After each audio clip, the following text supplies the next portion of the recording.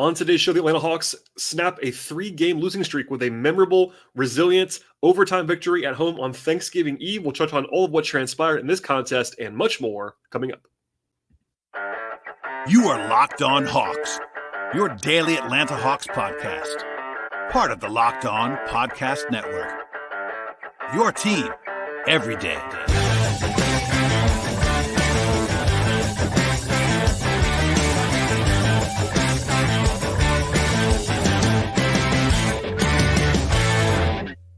Hello, friends. Welcome to episode 1595 of the Locked On Hawks podcast. I am your host, Brad Rowland, coming to you on a Wednesday evening. It is Thanksgiving Eve, and today's show is brought to you by the folks at Gametime. On the Gametime app right now, create an account, use promo code LOCKEDONNBA when you get there for $20 off your first purchase with Gametime. Also, I should tell you at the top of the podcast to make us your first listen each and every day here on the Locked On Hawks podcast, and check us out anywhere you get your podcasts, places like Apple and Spotify on the audio side, and we're also on YouTube on the video side.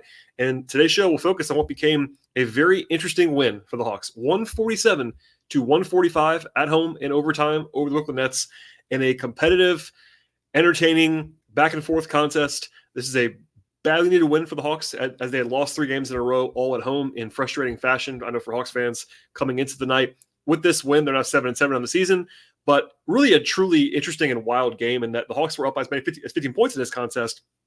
But for the large portion of this game, it was back and forth and pretty tight. In fact, there were 27 lead changes and 10 ties in this game, illustrating how close it was for the balance of the crunch time period in this game. They probably should have won in regulation, to be honest with you, which we'll come back to later on in the podcast. But on the second round of a back-to-back, with a rest disadvantage against the Nets in this game, the Hawks clearly had no legs by the end of this contest, in my opinion. It was very obvious they were gassed by the end, but they were able to just kind of will this one in gritty, kind of gutty fashion, getting over the finish line and winning kind of however they could at the end of this game. And that was a nice victory for the Hawks in the big picture. So we'll start on offense as we sort of dive into this contest a little bit more. And the gaudy numbers are there for Atlanta. This is the only third time in NBA history that a team has scored 147 or more in back-to-back games. And it's the first time since 1968 this has happened. Obviously, getting to overtime helped this for Atlanta in this contest, but still pretty crazy stuff. The most total points ever scored by the Hawks in franchise history over 2 games. The Hawks almost scored 300 points in 2 games. The first time they've ever even scored 140 or more in back-to-back games, and it was a 147 after 152 on Tuesday evening. They were not nearly as explosive on a per-possession basis as they were on Tuesday offensively in this game. But they were still very, very good on offense on the whole. A 129 offensive rating for Atlanta in this game, despite the fact that they didn't shoot the ball that well, honestly. They had about league average shooting numbers in this game. So pretty crazy to have this kind of stat line when you don't shoot the ball incredibly well. But the Hawks just kind of didn't in this game. They were 44-7 from the floor.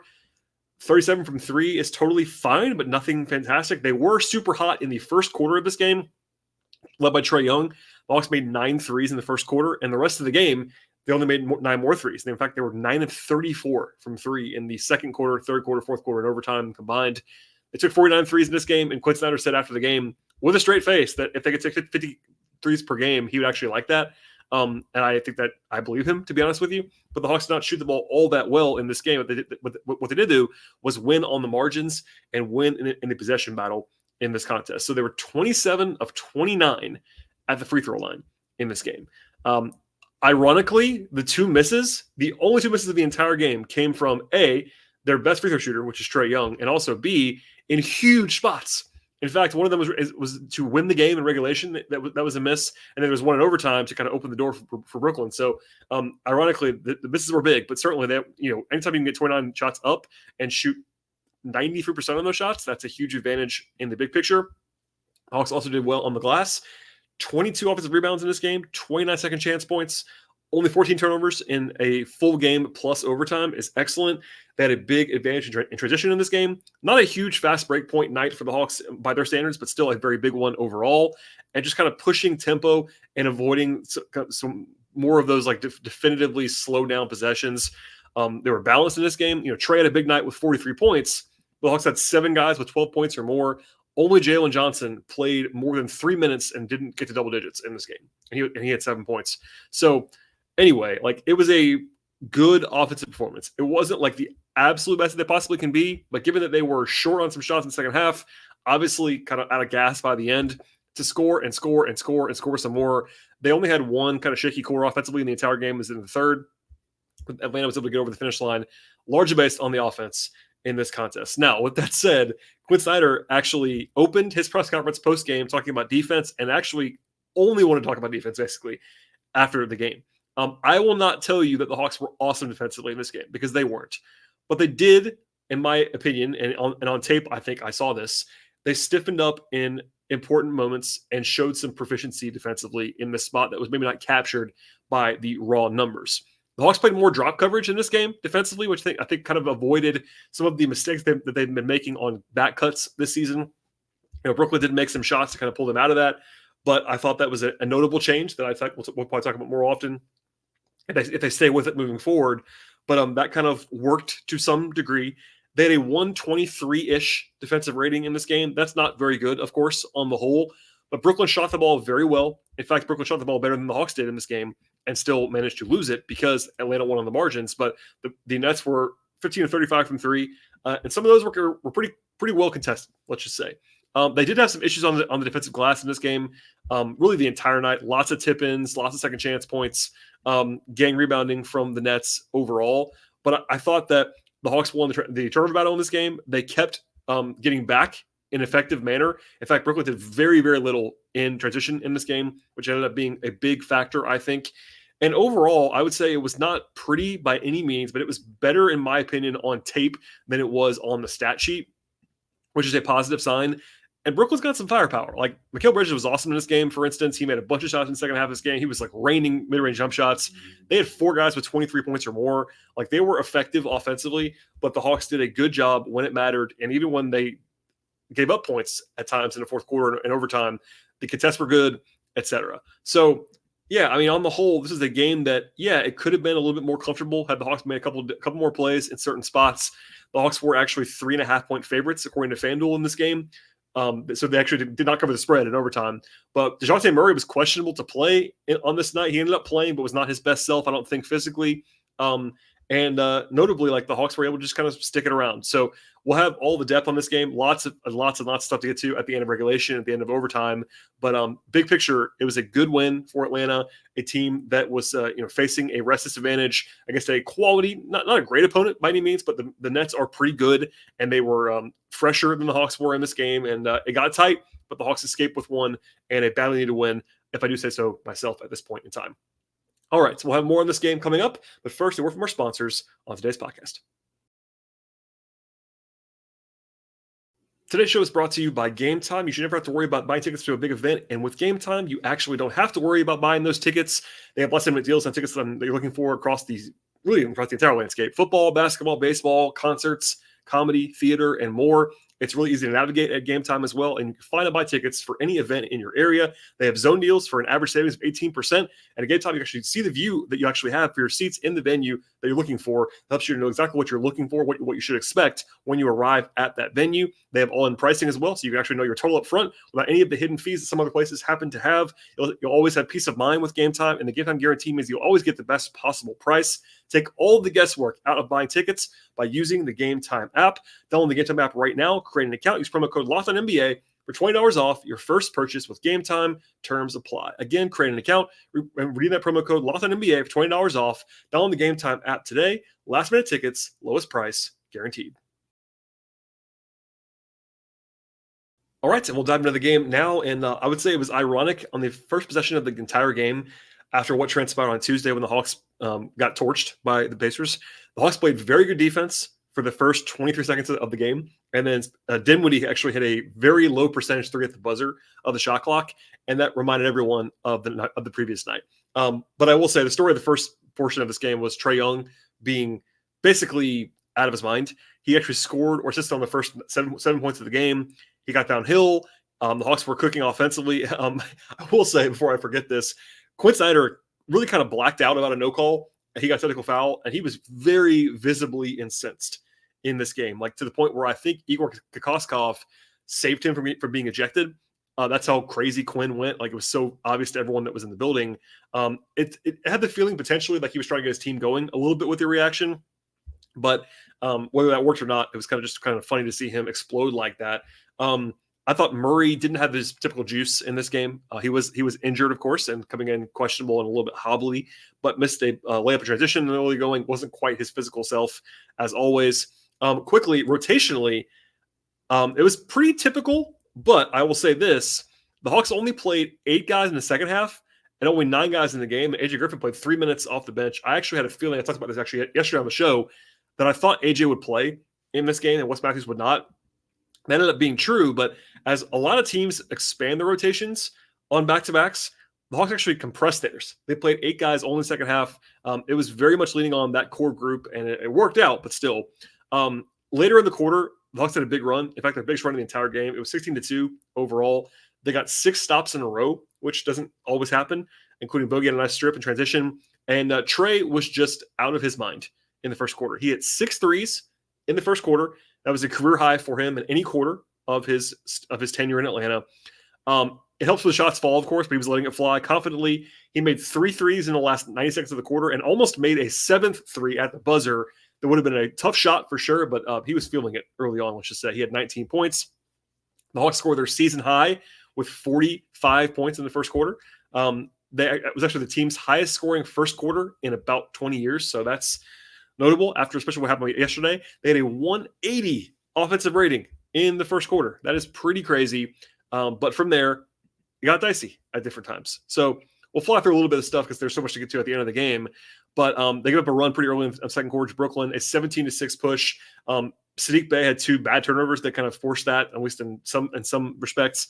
I thought Jalen Johnson, though, had a really good stretch in the second quarter. Wasn't his best game overall, but he had a big block. He had one of those coast-to-coast drives. Actually threw a lob to Okongwu. He helped create an offensive foul by getting around a screen. That was nice to see. That's kind of an area he's got to keep growing in defensively. So it was good to see him make that play. So I thought he was impactful in the second quarter. The Hawks did have the lead again by as many as 13 or 15 in the first half. And they were up by 10 at halftime, despite some cooling off in the second quarter. But the Nets had other ideas. They got it down in a hurry in the third quarter. There was one sequence from Jalen Johnson, who, again, did not play his best in this game, where he kind of took an ill-advised shot and then had a bad turnover. And just a reminder to everyone, including me, that he's still a young guy. He's going to have some bailouts on occasion. But the Nets actually took the lead later on in the third quarter. The Hawks allowed 6 offensive rebounds in the first 6 minutes of the second half. And some dumb stuff too, like guards getting their own rebounds off misses. The Hawks were cold from the floor. They had 5 of 18 from the field, 7 turnovers. It was just kind of messy for about 9 minutes in the third quarter. They did settle in, I thought, at the end of the third, heading into the fourth. They got sort of more attack mode. When the Hawks stalled out in this game on offense, it was often when they started settling for jump shots that were contested. Part of that may be that Trae was so hot in the first quarter that he settled for some in the second half. Bogey was kind of forcing it a little bit as well. But when they got downhill, they were much better, especially when the Nets went small at one point in the fourth quarter. The Hawks were getting to the rim with regularity without Nick Claxton on the floor. He was the only guy for the Nets that can sort of protect the rim, and that was very evident in this game. But the Hawks did have one nice run early in the fourth to go up by 8 points and 9-0. Hunter and Bey had nice rim attacks. The Hawks were not making shots, but I thought Hunter in particular was really assertive. He was not good early in this game, but he sort of got better and better as the game went along. Got a lot of credit and plaudits from Snyder after the game, and sort of deservedly so. I thought he was much better in the second half, being aggressive and attacking the rim. But again, it was the Nets kind of coming back. It was down to 3 again. Murray struggled down the stretch in both overtime and regulation. The Hawks were only up 1 with 2:40 to go. They actually stayed with the starters. I actually thought briefly they were going to go back to Okongwu and or Bogdanović, because it felt like they were taking those guys out because they couldn't just play the last 17 minutes in a row. And with overtime, it would have been 22 minutes in a row, which is probably not tenable for anybody. But instead of that, they went to Capella and the starters. And I didn't love that. I will talk about Capella later on. I thought Clint was definitively not the problem, but I thought Okongwu was a better fit with what Brooklyn was doing and with what the Hawks were running defensively, which is, again, for someone who always depends Capella, I thought I would have gone with Okongwu. Anyway, notable there. Come back to that later on. The Hawks it was lots of back and forth in regulation. There was one bad turnover by Jalen Johnson, where he kind of got caught in between two plays, hesitated, and turned it over. And then the Nets took the lead, actually, with Bridges beating Murray for a jump shot. It was back and forth in the final minute. A crazy possession happened after Murray did score to take the lead back with under a minute to go. He almost gave the ball away, dove on the floor to get it, ended up with Trae getting downhill for a very, very open floater that he missed. He got the rebound. He got blocked by Claxton. He got the ball back again, reset back to the 3-point line, and then drove again and missed again for 3 or 4 feet. So that was a possession where I could not believe the Hawks didn't score, between Trae missing three times basically and all of that. But that was a big possession for sure. They decided, kind of inexplicably to me anyway, out of a timeout to go small on defense. Again, up by 1. They took Capella out at the last second. Like he was on the court. Quinn saw a matchup, took him out. I don't know why it didn't go to Okongwu, because they put Saddiq Bey in at that point in time. And I don't really understand why they had Bey and Trae on the floor up 1. Trae you could sort of excuse because there was enough time where, and they're only up by 1, to where if you get a stop, you want Trae on the court in some respects to get the ball and get fouled or push it. So that one's more defensible. The Hawks repeatedly used Saddiq Bey defensively in these spots in this game, and I just don't know why. It was very weird to me. But anyway, I'll leave that alone for now. But in that spot, pulling Capella out and not even going to Okongwu, I thought it was kind of appropriate actually that the Nets potential game winner actually was a Cam Johnson tip-in over Murray, just size at the rim. Anyway, though, the Hawks had one more chance with 3 seconds to go. Trae got to the line in Trae fashion, just very creatively drew a foul. It was the right call, and he could have won it, but he missed the first free throw. And by the way, that was the first missed free throw of the entire game for Atlanta, with 1 second to go in regulation for the win. Now, Trae did make the second one to tie it, and they got a stop when Bridges missed a shot at the buzzer. And again, it was Bey on the floor again. I'm not sure why. We'll fly through overtime now, but lots of weirdness at the end of regulation, to be sure. It was frantic in the first few possessions of the overtime period as well. The Hawks should have been up by 7. So they were up 5 with 3 minutes to go. And DeJounte Murray, who again struggled in this game, on a transition opportunity, had Jalen Johnson so wide open to his right that would have been an easy dunk and put the Hawks up by 7 points and probably put the Hawks in a commanding position. But DeJounte, for some reason, just missed Jalen, threw it to Trae, who took about a 30-footer and missed it. It was a long rebound. It led to a Nets bucket. It was a 4-point swing, and the Nets took the lead about a minute later. So that was a big swing from being up potentially by 7 to Brooklyn actually leading the game back and forth in the overtime period. Mikal Bridges, hats tip to him. He made a bunch of shots. He was making all his mid-rangers in this spot. There was one after Bridges, actually, I thought Trae did a good job on him at one point. He made a jump shot that spun around the entire rim more than once and fell down. It was just kind of crazy. He had 23 points, by the way, in the fourth quarter and overtime. He was just unconscious in a lot of ways. Trae finally made a floater, actually. That was a big shot. And the Hawks were down by 1 with about 26 to go. And they brought in, at that point, kind of amusingly, an ice-cold Okongwu to go along with Bey. And I don't really get that at that point. I would have gone to Okongwu before that. But it came in handy in a second because Trae made a jump shot for the eventual game winner at that point, actually. We didn't know that at the time, but it was the eventual game winner because the Hawks never trailed again. But on the other end of the floor, Okongwu, who was probably the only guy on the entire floor that had fresh legs at that point in time, that ended up being, I think, important because he used them and had a huge block on Bridges on a play that not a lot of guys make. So shouts to him for that. That was a huge play. Then Trae got fouled, made both for a 3-point lead. Then it got dicey again because Jalen Johnson got called for a foul on Mikal Bridges. I will say, I don't think that was a terrible call. I really had an issue with how late the call was. Bridges went down in a heap, rolled over, looked up, complained about the call, and then the whistle blew. That should never happen in that spot. And even if you think it was the right call, late whistles bother me a lot. They always do. I just didn't get it. It was a weird sequence. Fortunately, it was a 2-shot foul for Bridges, so he made both, but the Hawks still led. Then the Hawks got the ball to Trae, the guy you want at the free throw line, but Trae missed again. So he was 1 of 1. It wasn't over, but anyway, he missed one of those, put them up by 2, and again, the only miss of the whole game for the Hawks.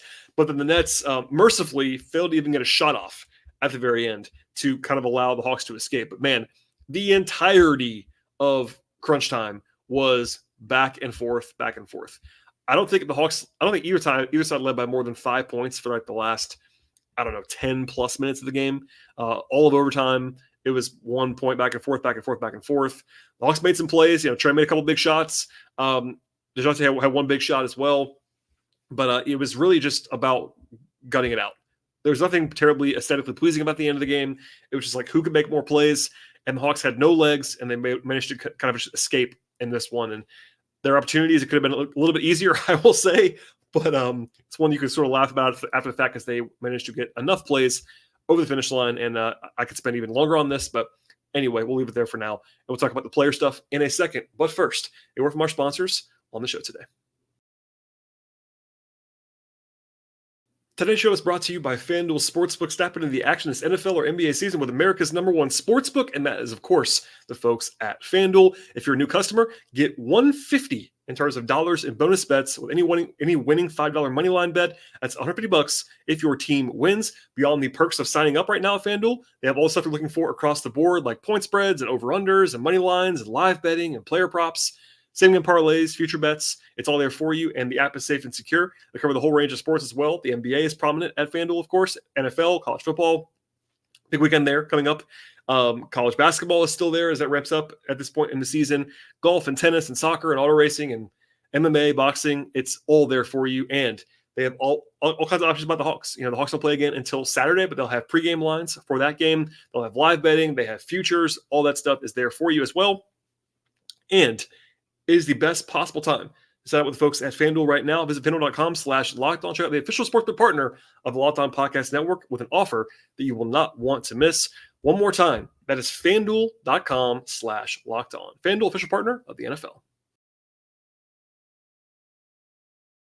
All right, we'll dive in now to the player-by-player evaluations at the end of the podcast. If you are a new listener or perhaps someone traveling over Thanksgiving looking for some more podcast content about the Hawks, what we do on the show is go through all of the game flow, as we talked about in this game, and then at the end of the show, go through all the players who appeared for Atlanta and how they played and some observations in my notes on these guys. So in this game, 9 players appeared for Atlanta, but really only 8 of them in the rotation. AJ Griffin played 3 minutes in the first half and had a hilarious line. Zeros across the board for AJ, but they were plus 10 in his minutes. So, hey, AJ Griffin, X Factor. No, I thought he was fine, actually, but it was just kind of weird. Wes Matthews, I kind of speculated on this, and I ended up being right, that I think they're not really ready to play Wes on back-to-backs. Like, he wasn't ruled out, but I think he was not going to play in this game. So they went to AJ for a brief stint, and the second half, it was all the top 8. So from there, the bench was really, really important in this game. They made a couple big runs with the bench on the floor in this game, which shows in the plus-minuses. Bogdanovich, not his best shooting night. He was 5 of 15 from the floor, 3 of 11 on threes, 2 of 4 on twos, 14 points, 3 assists, and 4 rebounds, a steal and a block. But he was actually a game best plus 17. So I don't think that was necessarily representative. I thought he was okay. He was kind of forcing it a little bit offensively, but that's kind of why you want Bogey to do that every once in a while. It was effective. They were still good when he played. I thought he played fine. Saddiq Bey, 12 points, 2 rebounds, 2 steals, an assist, plus 9, 2 turnovers for Saddiq, 3 of 5 on twos, 1 of 3 from 3-point range, and 3 of 3 at the free throw line. Bey's defense is not great. It was bothering me in this game. I don't know why they kept going back to him at the very, very end. You could argue that they didn't have great options. I would certainly agree with you on that. But I would have honestly preferred Capella and Okongwu on a defense-only possession playing together than I would have to go back to Bey. But that's just my opinion. Alas, offensively, he gave them some healthy minutes for sure at times, but it was not. He was just okay, I would say. Okongwu played very well. I thought 12 points, 10 rebounds, and a block off the bench for Onyeka. He was 6 of 8 on twos, 0 of 2 on threes. Again, I said in real time I would have closed with Okongwu in this game. They didn't do that, but it wasn't because Clint was awful. It was because Okongwu matched up better with what Brooklyn was trying to do in a lot of ways. I thought Okongwu was much better tonight than he was last night. To the starters. While we're here, Capella, 14 points, 15 rebounds, 3 blocks, no turnovers, 7 of 8 from the floor. I thought Capella was good in this game. And Quinn Snyder thought that too about both centers. He talked about how they were both really good in this game and talked about how they sort of feed off of each other and how they both want each other to do well. That's been a theme for a long time. This is one of those examples of a game where the Hawks clearly got 53 minutes of quality center play in this game. But that was very helpful. Like neither one of those guys was like utterly dominant. I would have probably gone with the Kongwu more, but I thought Capella, for what he was asked to do, played very well in this game. He wasn't perfect by any means, but he was huge on the offensive glass. 9 offensive rebounds in this game for Clint, and then good energy. He was flying around. I think the Hawks playing drop coverage probably helped Capella sort of be engaged defensively a little bit more. And then with the Kongwu on the floor, they were able to switch more. It was kind of what you want to see from those guys on the whole. They weren't, again, dominant, but I thought they got good center play in this game. Jalen Johnson actually played 40 minutes in this game. He wasn't fantastic. 7 points, 6 rebounds, 3 assists, 2 steals, and a block. 3 7 from the floor. Very low usage. 5 turnovers for Jalen is too many. He had a couple of like rookie, young guy kind of moments in this game, which is okay. It's going to happen. Defensively made some plays though. I thought he was probably below average by his standards, but they had to play him. I think it's indicative of how valuable he is already and can be in the future, that he was always going to be on the floor in those crunch time moments. And he was valuable defensively. He'll have better nights for sure, but it's good that he was able to play 40 minutes in an overtime game and kind of go through all that.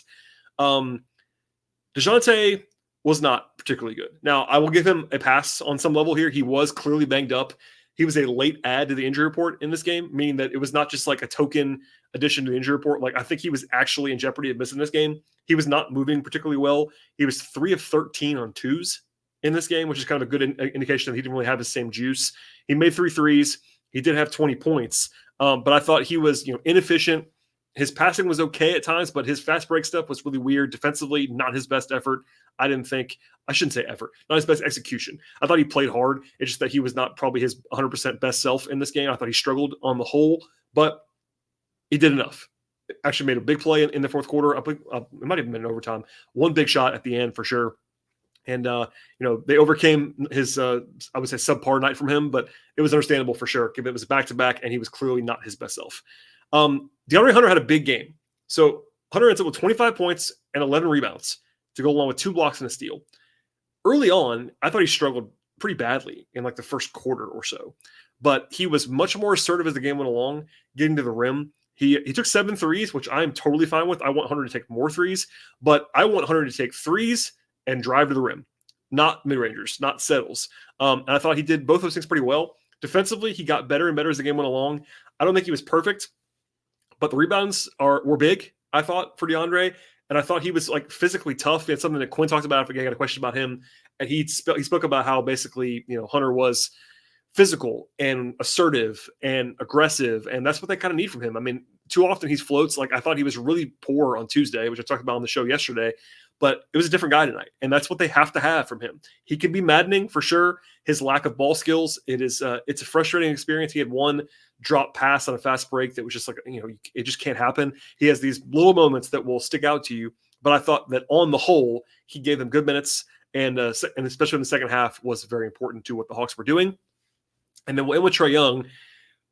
43 points for Trae and 9 assists to go along with he was actually only 4 of 15 on twos. He's still struggling with the floater. He found it a little bit yesterday. He made 1 at the very end tonight, but he missed a bunch of shots he needed to make at the end. Like, there was a scenario, and a pretty, reasonably likely scenario late in this game where he would have been, despite having 40 plus points and having the huge first quarter, all that, he would have been under the microscope for the way this game ended, because he had the two missed free throws, and then he had the 2 missed, not bunnies, but certainly makeable shots that would have would have won the game, I should say, in regulation, and he missed it all, and he went cold. But big picture, 43 points on 36 shooting possessions, so he was efficient enough there. 9 assists, 4 turnovers is totally fine in 40 minutes for him. He wasn't good from 2, but he's found his 3-point stroke. So knock on wood, the last 2 games combined, Trae is 13 of 24 from 3. Even with a cooler stretch in the second half tonight, that is a good sign. 81 points in 2 games. He, of course, had not been putting up these huge numbers this year. There was a lot of talk about that. I talked about that a lot with Tyler Jones this week on the show on Sunday into Monday. Still a little bit of conversation, by the way, if you want to listen to that one. But, good to see Trae kind of coming around, making some shots. And I thought he was, generally speaking, good in this game, despite the fact that he definitely cooled off as the game went along from a shot-making perspective.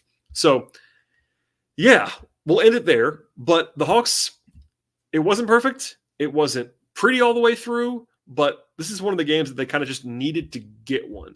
I mean, I would never call it a must-win. It definitely was not a must-win, but the feeling between losing 4 in a row at home and going into Thanksgiving and this 2-day, 3-day break here on a winning note is much different, because especially the Hawks go on the road now for a long while. So as we sign off here, the Hawks don't play again until Saturday, but that is the first game of a 5-game road trip that goes from Washington to Boston to Cleveland to San Antonio and then back up to Milwaukee. So a weird trip, a long trip. And then we're still waiting on where the Hawks will be playing after that. You know, as I talked about yesterday on the podcast, it is very, very, very unlikely that the Hawks will advance in the tournament. So they'll have some makeup games to play. One game will be on the road. One game will be at home. TBD on all of that. But at the very least, the Hawks' next 5 games will be on the road, and they will not play at home for at least a week and a half, 2 weeks. So keep that in mind as you are navigating the schedule. But a challenging road trip, but the first one is probably the easiest game of the trip. On Saturday, it's in Washington against the Wizards. The Wizards, spoiler alert, are not very good. They are 2-12 this season. They are not a good basketball team. So that's a winnable game, despite being on the road. We'll come back to that one after the game on Saturdays. We'll talk about that. But because it's the Thanksgiving holiday, because it's the 5th show of the week already on Wednesday night, I am not going to record unless there's big news, and there could be, I suppose, a trade or something like that. But unless something major happens between now and Saturday, I'm going to take Thursday and Friday off and talk to you all again after the game on Saturday in DC, and then the Hawks play again on Sunday in Boston, and we'll be off and running with more content next week. But there you go. That's the PSA for now. One more little note at the end of the podcast as well. For new listeners or folks who have not been listening to every podcast recently, there's some extra /bonus content happening in the audio only feeds of this podcast on places like Apple and Spotify, Google Podcasts, etc. So that should not surprise you at this point. And those bonus shows come from the network on the Locked On Podcast Network side, as well as the Locked On Sports Atlanta crew. It's Denitra Batiste and Deshaun Tate, Jarvis Davis. They are all going to be heard on that podcast feed. So nothing less for me. Again, this is the 5th show that I have done already this week. So it's been very, very busy, but it's just some extra bonus content for you if you are a subscriber on the audio only feed. So don't be alarmed by that. And as always, I encourage you to subscribe to the podcast anywhere you get your podcasts. One more time, it is places like Spotify and Apple and Google Podcasts and Overcast on the side. Also, video stuff on YouTube. I'd also love it if you like the show there and subscribe to the show there and share it with your friends. And one big favor from me as we head into this Thanksgiving season. Number one, thank you for listening to the show as always. But also, I encourage you to share the podcast with a friend of yours, or maybe 2 of your friends or family or whatever. Anyone that you know that has an interest in the Hawks.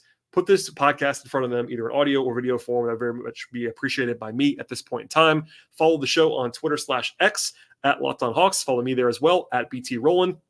I also write about the Hawks. I shared some audio from Quinn Snyder today, for instance, at patreon.com/BT Rowland. One more time, that's patreon.com/BT Rowland. And with all that said, thank you very much for listening to the podcast, both tonight and always. If you are a dedicated listener to the show, happy Thanksgiving to everyone listening to the show, and safe travels this weekend if you were all over the map, like I'm sure a lot of you are. But yeah, all that said, we'll be back again with more on this podcast on Saturday evening, and we'll see you all next time.